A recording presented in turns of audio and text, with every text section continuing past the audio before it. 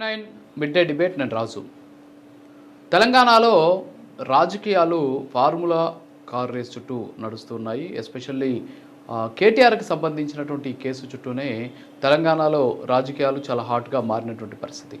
ఇటీవల కాలంలో కేటీఆర్ని అరెస్ట్ చేయబోతున్నారు, కేటీఆర్ అరెస్టు ఇవాళ రేపు ఉండొచ్చు అనేటటువంటి ఒక వాదన వ్యక్తమవుతూ ఉన్నటువంటి పరిస్థితి కనిపిస్తోంది. అంతేకాకుండా కేటీఆర్ మీద ఈడీ విచారణ కావచ్చు, అలాగే ఇప్పటికే ఏసీబీకి సంబంధించినటువంటి అధికారులు విచారణ జరపడం, ఆ తర్వాత కేటీఆర్ చాలా దూకుడుగా కనిపిస్తూ ఉన్నటువంటి సిచ్యువేషన్ కనిపిస్తుంది. అయితే వాస్తవంగా అసలు ఏంటి ఫార్ములా ఈ కార్ రేస్కి సంబంధించినటువంటి కేసు ఏంటి, కేటీఆర్ని ఎందుకు టార్గెట్ చేస్తున్నారు, అసలు ఇందులో ఉన్నటువంటి సెక్షన్లు ఏంటి, ఈ సెక్షన్ల కింద ఎందుకని కేటీఆర్కి సంబంధించి ఈ కేసుని ఇంకా ఎందుకు తెగడం లేదు, ఏదో ఒక విచారణ పేరుతోటి విచారణ జరుపుతున్నారు తప్ప గతంలో అయితే ఇలాంటి కేసులకు సంబంధించి చాలా దుందుడుగా ప్రవర్తించినటువంటి వాళ్ళు ఈసారి ఈ కేసుకు సంబంధించి ఎస్పెషల్లీ తెలంగాణలో జరిగినటువంటి ఈ కేసుకు సంబంధించి ఎందుకని వెనకడుగు వేస్తున్నారా అనేటటువంటి అనుమానాలు కూడా కొంతమందికి వ్యక్తమవుతూ ఉన్నటువంటి పరిస్థితి. అయితే ఈ ఫార్ములా ఈ కార్ రేస్కి సంబంధించి కేటీఆర్ మీద అవినీతి నిరోధక చట్టం సెక్షన్ 13(1) అలాగే ఏ రెడ్ విత్ అలాగే 13(2)తో పాటు ఐపీసీ సెక్షన్ 409 అలాగే రెడ్ విత్ 120B సెక్షన్ల కింద ఏసీబీ అధికారులు కేసు నమోదు చేశారు. దీంతోపాటు గవర్నర్ అనుమతిని కూడా తీసుకున్నటువంటి పరిస్థితి. సో గవర్నర్ ముందస్తు అనుమతి తర్వాత ఆయన విచారించినటువంటి సిచ్యువేషన్, విచారణ సందర్భంగా ఏం జరిగింది అనేది రెండు తెలుగు రాష్ట్రాల ప్రజలు అలాగే ప్రజలంతా కూడా చూసినటువంటి పరిస్థితి. ఎందుకంటే ఆయన విచారణ సందర్భంగా కావాల్సినటువంటి ముఖ్యంగా ఏదైతే లాయర్ని అనుమతించాలి, తన అడ్వకేట్ సమక్షంలోనే ఈ విచారణ జరగాలి అని చెప్పేసి ఆయన కోరడం, ఆ తర్వాత అందుకు పోలీసులు అంగీకరించకపోవడం వల్ల జరిగినటువంటి హైడ్రామా అంతా కూడా చూసాం. ఆ తర్వాత ఈ కేటీఆర్పై వచ్చినటువంటి ఆరోపణలకు సంబంధించి ఈడీ కూడా విచారణకు పిలిచినటువంటి పరిస్థితి. ఆ తర్వాత నిధులకు సంబంధించినటువంటి బదలాయింపు అలాగే నిధులకు సంబంధించినటువంటి అంశాల చుట్టూనే ఆయన మీద ఈ విచారణ అంతా కూడా జరిగినటువంటి పరిస్థితి ఉంది. అయితే ఇందులో ఎస్పెషల్లీ కేటీఆర్ చేసిన తప్పేంటి, సో కేటీఆర్ నిజంగా ఈ నిధులను మళ్లించేటటువంటి ప్రయత్నం జరిగిందా, ఫెమా నిబంధనలు ఏం చెబుతున్నాయి, అంతేకాకుండా ఎన్నికలకు సంబంధించినటువంటి ఎన్నికల కోడ్ వచ్చినటువంటి సందర్భంలో ఈ అంశం జరిగింది కాబట్టి సో ఎన్నికల సంఘానికి సంబంధించి ఎందుకని ముందస్తు సమాచారం ఇవ్వలేదు అనేటటువంటి దాని మీద ఇప్పటికీ అనేక రకాలుగా కూడా ఈడీ అలాగే ఏసీబీకి సంబంధించినటువంటి అధికారులు కేటీఆర్ని ప్రశ్నించినటువంటి పరిస్థితి ఉంది. మరోపక్క కేటీఆర్ కూడా చాలా దూకుడుగా ప్రవర్తిస్తున్నారు. మరోపక్క సీఎం రేవంత్ రెడ్డి మీద కూడా భారీ ఎత్తున ఆయన విమర్శలు చేస్తూ ఉన్నటువంటి పరిస్థితి. దమ్ముంటే విచారణకు రావాలి, ఎదురుగా కూర్చొని ఒక జడ్జి ఎదుట ఇద్దరం కూడా డిబేట్ చేద్దామని చెప్పేసి కూడా ఆయన చెప్పినటువంటి పరిస్థితి చూసాం. అలాగే లై డిటెక్టర్ కూడా నేను సిద్ధంగా ఉన్నాను అని చెప్పేసి కూడా కేటీఆర్ ప్రకటించినటువంటి పరిస్థితి. సో హెచ్ఎండిఏకి చైర్మన్గా ముఖ్యమంత్రి ఉంటే మంత్రిగా ఉన్నటువంటి కేటీఆర్ ముఖ్యమంత్రికి ఏమాత్రం సమాచారం లేకుండా హెచ్ఎండిఏ నుంచి దాదాపు 45 కోట్లకు పైచులకు నిధులను మళ్లించేటటువంటి ప్రయత్నం చేశారు. హెచ్ఎండిఏ కమిషనర్గా ఉన్నటువంటి అరవింద్ కుమార్, అంతేకాకుండా అక్కడ కొంతమంది అధికారులకు సంబంధించి కూడా దీని మీద మౌఖికంగా ఆదేశాలు జారీ చేయడంతో ఈ నిధులకు సంబంధించి మళ్లింపు జరిగేటటువంటి ప్రయత్నం జరిగింది అనేది కూడా ఈ కేసులో ఉన్నటువంటి పరిస్థితి. సో అవినీతి నిరోధక చట్టం సెక్షన్ 17A ప్రకారం గవర్నర్ అనుమతి తీసుకోకుండా అరెస్ట్ చేస్తే న్యాయపరమైనటువంటి చిక్కులు వస్తాయని చెప్పేసి ముందుగా గుర్తించినటువంటి రేవంత్ రెడ్డి సర్కార్ కేటీఆర్కి సంబంధించి గవర్నర్ అనుమతి తీసుకున్నారు. ఇందులో గవర్నర్ కూడా అనుమతి ఇచ్చినటువంటి పరిస్థితి. సో దీంతో ప్రస్తుతానికి ఆయన మీద విచారణ జరుగుతుంది. అంతేకాకుండా కేటీఆర్ అరెస్ట్ కాబోతున్నారని చెప్పేసి భారీ ఎత్తున ప్రచారం కూడా జరుగుతుంది. సో దీంతో మనతోటి డిబేట్లో పాల్గొనేందుకు మాజీ డీజీపీ పూర్ణచంద్రరావు గారు జూమ్ కాల్లో మనతోటి లైవ్లో ఉన్నారు. గుడ్ ఆఫ్టర్నూన్ సార్ పూర్ణచంద్రరావు గారు. గుడ్ ఆఫ్టర్నూన్ అండి. సార్, చూస్తున్నాం కేటీఆర్కి సంబంధించినటువంటి ఇష్యూ. సో ఈ ఫార్ములా ఈ కార్ రేస్కి సంబంధించి అసలు ఏం జరుగుతుంది, ఎందుకంటే ఇటీవల మనం ఆంధ్రప్రదేశ్లో కూడా ఇలాంటి కేసు ఒకటి చూసాం. ఎందుకంటే అవినీతి నిరోధక చట్టంకి సంబంధించినటువంటి ఒక కేసులో చంద్రబాబు నాయుడిని అరెస్ట్ చేసినటువంటి విధానం కూడా మనం చూసాం. కానీ ఇప్పుడు ఒక పక్క ఏసీబీ విచారణ జరుపుతోంది, మరోపక్క ఈడీ కూడా దీని మీద విచారణ జరుపుతూ ఉన్నటువంటి పరిస్థితి. కేటీఆర్ కూడా చాలా దూకుడుగా వ్యవహరిస్తున్నటువంటి పరిస్థితి. సో చట్టం ఏం చెబుతుంది సార్ ఈ అంశానికి సంబంధించి? కేసు ముందలే ఇన్వెస్టిగేషన్ చేస్తున్నారు ఏసీబీ డిపార్ట్మెంట్. సో చట్ట ప్రకారం వాళ్ళు చర్య తీసుకుంటున్నారు. సో మీరు ఇందాక చంద్రబాబు నాయుడు గారి కేసు మీద గురించి మాట ప్రస్తావించారు. ఆ టైంకి ఇప్పటికీ తేడా ఏంటంటే అప్పుడు సెక్షన్ 17A అని కొత్తగా ఒక చట్టం వచ్చింది, ఒక సెక్షన్ వచ్చింది ఈసీ యాక్ట్లో, ప్రివెన్షన్ ఆఫ్ కరప్షన్ యాక్ట్లో. ఇది బీజేపీ గవర్నమెంట్ తెచ్చిన అమెండ్మెంట్. ఈ 17A ప్రకారం ఏంటంటే ఎవరి మీదనైనా సరే ఎంక్వైరీ జరపాలంటే అవినీతి ఆరోపణల మీద ఖచ్చితంగా కాంపిటెంట్ అథారిటీ, పై అథారిటీ నుంచి పర్మిషన్ తీసుకోవాలి. అంటే ట్రాప్ కేసెస్కి వీటికి ఏం వర్తించదు, కానీ విధానపరమైన నిర్ణయాల ఫలితంగా ఏదైనా ప్రభుత్వానికి లాస్ అయిందని కానీ, రెవెన్యూ లాస్ జరిగినా, లేకపోతే వీళ్ళ మీద అవినీతి ఆరోపణలు వచ్చినాయి అని చెప్పి పలానా దానిలో ఇన్ని కోట్లు తిన్నారు ఈ రాజకీయ నాయకులు, అధికారులు అని చెప్పి వచ్చినప్పుడు ప్రభుత్వం ఇంతకుముందు అయితే ఏసీబీ బీసీ యాక్ట్ ప్రకారం ఇమీడియట్గా కేసు రిజిస్టర్ చేయొచ్చు. 17A ప్రకారం ఏంటంటే పర్మిషన్ తీసుకోవాలి. ఈ చంద్రబాబు నాయుడు మీద పెట్టిన కేసులో సెక్షన్ అప్పటికే ఉన్నప్పటికీ కూడా ఆ సెక్షన్ ఫాలో కాదు జగన్ గవర్నమెంట్. ఫాలో కాకుండా అరెస్ట్ చేయాలని నిర్ణయం తీసుకున్నట్టుంది. అందుకని చెప్పి గుర్తుచప్పుడు కాకుండా ఎఫ్ఐఆర్ ఇష్యూ చేయటం, ఆ తర్వాత అర్ధరాత్రి ఏం టైం లేకుండా అరెస్ట్ చేయడం, అరెస్ట్ చేసి కోర్టులో ప్రొడ్యూస్ చేయటం.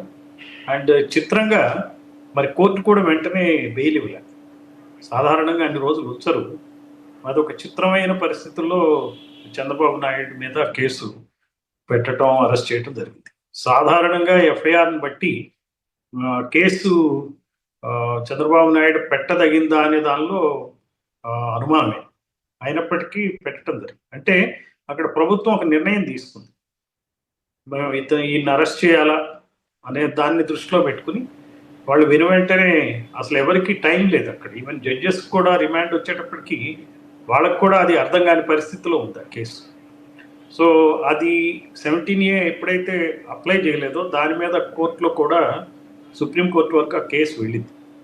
దాని మీద ఏమిటంటే పర్మిషన్ తీసుకోవాలన్నట్టుగానే తీసుకోవట్టే చేస్తే మంచిది కాదనే అభిప్రాయం వచ్చింది. ఇంకా సుప్రీంకోర్టు కూడా ఫైనలైజ్ చేయలే జడ్జిమెంట్, అది అట్లా పెండింగే పెట్టింది. మన కోర్టులు ఎప్పుడు ఏదైనా కాంట్రవర్షియల్ కేసెస్ ఉంటే ఇవ్వరు, చానాళ్ళు ఆ కేసుల్ని నానబెడతారు. మరి ఎందుకు నానబెడతారో ఏమిటో మనకు తెలియదు, కానీ మొత్తం మీద నానబెడతారు కేసు. అందుకనే దాంట్లో ఇంతవరకు మనకు జడ్జిమెంట్ రాలేదు. ఒకవేళ జడ్జిమెంట్లు వచ్చేసి 17A అక్కర్లేదు, 17A కావాలి అనేది క్లారిటీ వచ్చేస్తే సో ఇన్వెస్టిగేటింగ్ ఏజెన్సీస్ వాటిని ఫాలో అవుతాయి. అయితే ఇక్కడ ముందు జాగ్రత్త చర్యగా రేవంత్ రెడ్డి గవర్నమెంట్ వాళ్ళ ఉద్దేశం ఏంటంటే దాన్ని ప్రొసీజర్ ఫాలో అయ్యి 17A చేయటం మంచిదే కదా, మనం చేసేది ఏముంది తప్పు అని చెప్పిన దృష్టితో వాళ్ళకి గట్టి నమ్మకం ఉంది కేసు ఉందని. అందుకని చెప్పి వాళ్ళ ఎంక్వైరీ సెక్రటేరియట్లో ఐఏఎస్ ఆఫీసర్స్ ఎంక్వైరీ పూర్తయినాక నివేదికను గవర్నర్ గారికి పంపటం, గవర్నర్ గారు కూడా వెంటనే ఇవ్వలే, ఆయన కూడా ఈ లీగల్ సలహాలు తీసుకునే చేస్తారు ఇట్లాంటి కేసులో. ఆయన తీసుకుని పర్మిషన్ ఇవ్వడం జరిగింది. పర్మిషన్ ఇచ్చినాక ఇప్పుడు ఏసీబీ కూడా ఆచితూచి అడుగు వేస్తుందనే అనిపిస్తుంది. ఎందుకంటే నోటీస్ ఇవ్వంగానే వెంటనే అరెస్టులు చేయటం అనేది కాకుండా వాళ్ళు సమయం ఇస్తున్నారు. ఎగ్జామిన్ చేశారు, విట్నెస్ని ఎగ్జామిన్ చేశారు, పక్కన ఈడీ కూడా విచారణ జరుగుతుంది. కాబట్టి ఏం తొందర ఏముంది, ఆయన కేటీఆర్ కూడా ఎక్కడికి వెళ్ళిపోడు కదా, ఆయనే గట్టిగా చెప్తున్నాడు కదా I'm ready to go to jail అని, నాకేం బాగలేదు నేను ప్రిపేర్ అయ్యి ఉన్నాను అంటున్నాడు కదా. ఆయన వెళ్ళే పరిస్థితి ఏం కనపట్లేదు. వెళ్ళటం అనేది, బయటకు వెళ్ళటం కూడా ఆయనకి రాజకీయంగా చాలా నష్టాన్ని కలుగుతుంది. కాబట్టి నేను వీరోచితంగా ఈ కేసు నేను ఫేస్ చేస్తున్నాను అనేటువంటి అభిప్రాయం ఇవ్వటానికి ఆయన ప్రయత్నిస్తున్నట్టుగా ఉంది. అందువలన ఈ ఏసీబీ కూడా రేపొద్దున అరెస్ట్ చేసినప్పుడు డిమాండ్ రిపోర్ట్లో సరైన సాక్ష్యాధారాలతో వాళ్ళు పెట్టే ఉద్దేశంతోనే అసలు బెయిల్ కూడా రాని విధంగా చేయాలని చూస్తున్నారన్న మనకు తెలియదు కదా. అందుకని చెప్పి వాళ్ళ టైం వాళ్ళు తీసుకుంటున్నారు. ఈడీకి కూడా అవకాశం దొరుకుతుంది. ఈ ఏజెన్సీస్ ఎవరు ఎగ్జామినేషన్ వాళ్ళు చేస్తున్నారు, అవసరమైతే సెకండ్ రౌండ్ కూడా ఎగ్జామినేషన్. అంటే ఇక్కడ అంటే ఒకటి సార్, ఇక్కడ కేటీఆర్ కావచ్చు, చంద్రబాబు కావచ్చు, వీళ్ళిద్దరూ ప్రభుత్వాలను నడిపినటువంటి వ్యక్తులే, ప్రభుత్వాలలో వీళ్ళు చెప్పిందే వేదం, చేసిందే శాసనం అన్నట్టు నడిచాయి.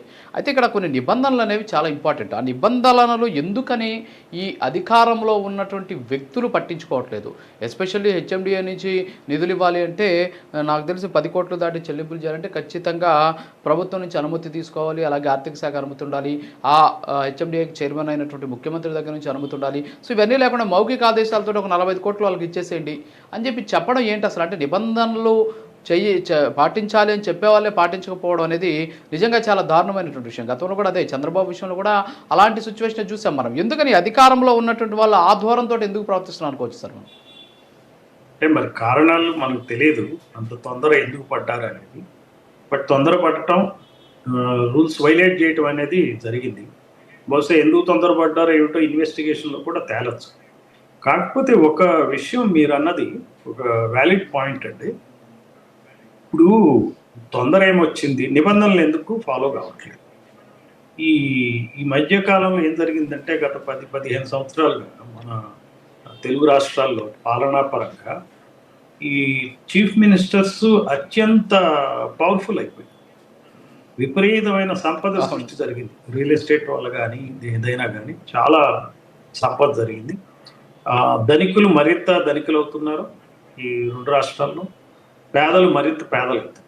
సో ఈ డబ్బు బాగా ఇప్పటిగా ట్యాక్స్లు కూడా వసూలు అవుతున్నాయి. పేదవాళ్ళ మీద పన్ను భారం వేస్తున్నారు. పేదవాళ్ళు 96% ట్యాక్సులు, ధనికులు 4% ట్యాక్సులు. అవును, కట్టే ట్యాక్స్లో 4% ధనికులు కడితే 96% మిగిలిన ప్రజాబాహుళ్యం బీసీ, ఎస్సీ, ఎస్టీ, మైనార్టీ వర్గాలే, పేదవాళ్ళే కడతా ఉంటారు.